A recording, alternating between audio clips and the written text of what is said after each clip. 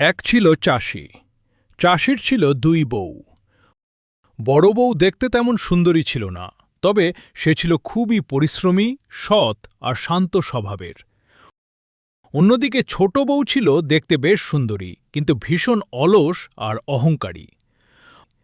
বড় বউ সারাদিন সংসারের কাজকর্ম নিয়ে ব্যস্ত থাকত। ঘর ঝাড়ু দেওয়া, বাসন মাজা, রান্নাবান্না, সংসারের প্রায় সব কাজই সে একাই করত। আর ছোট বউ, সে তো সারাদিন সাজসজ্জা নিয়েই ব্যস্ত থাকত। কখনো আয়নার সামনে দাঁড়িয়ে চুল ঠিক করত, কখনো মুখে ক্রিম পাউডার মাখত। নিজের সৌন্দর্য নিয়ে তার এতটাই অহংকার ছিল যে মাটিতে যেন তার পাই পড়ত না। একদিন চাষি বীজ কেনার জন্য শহরে গেল।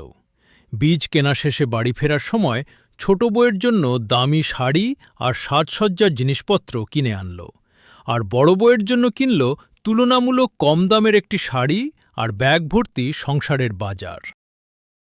বউ, ও ছোট বউ, কি গো, কই গেলে?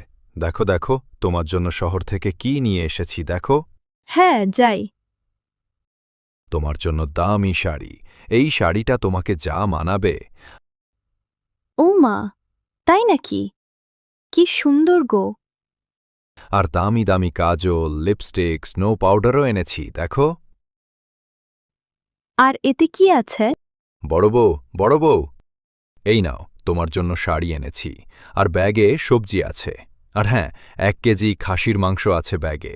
রান্না করো, আমি আর ছোট বউ আজ কবজি ডুবিয়ে খাবো। ঠিক আছে, তুমি গোসল করে আসো, আমি রান্না চাপাচ্ছি। বড় বউ, ও বড় বউ, পশ্চিম আকাশে কালো মেঘ জমেছে, তুমি গিয়ে গরুটাকে নিয়ে আসো। ও, রান্না এখনো হয়নি? আচ্ছা, তুমি যাও, আমি দেখছি। রান্না তো এখনো হয়নি। পেঁয়াজ, রসুন, নুন, মশলা সব দেয়া হয়ে গেছে। তুমি লঙ্কার গুঁড়ো দিয়ে কষিয়ে তুলে ফেলো। হ্যাঁ, রান্না হয়ে গেছে। এবার দেখি নুন ঝাল হয়েছে কিনা। হ্যাঁ, হয়েছে, দারুণ খেতে হয়েছে। ছোট বউয়ের খিদে লেগে গেছে মনে হয়। আমি যাই, গোসলটা সেরে আসি, তারপর দুজন মিলে একসাথে খাব। আর একটু দি, পুরোটা দিয়ে দি। হা হা হা, এবার বুঝবে মজা। খাসির মাংসটা দেখতে খাসা হয়েছে, মনে হচ্ছে অনেক স্বাদ হবে। ছোট বউ, কই তুমি? এসো, খেতে এসো। আমি খাবো না, তুমি খাও। আমার পেট ভরা। এখনই খাবে আমার সাথে? আর একটু তো খাও, এক গাল তোমাকে খেতেই হবে। নাও নাও। আহ, কি ঝাল! আহ, কি ঝাল! ও মাগো, জ্বলে গেল। ঝাল হয়েছে? কই, আমি তো রান্নাঘরে খেয়ে দেখলাম, তখন তো ঝাল ছিল না। বুঝতে পারছো না কিভাবে ঝাল হয়েছে? বড় বউ ঝাল দিয়েছে। তুমি আমাকে দামি শাড়ি কিনে দিয়েছ, সেই রাগে তরকারিতে ঝাল দিয়েছে।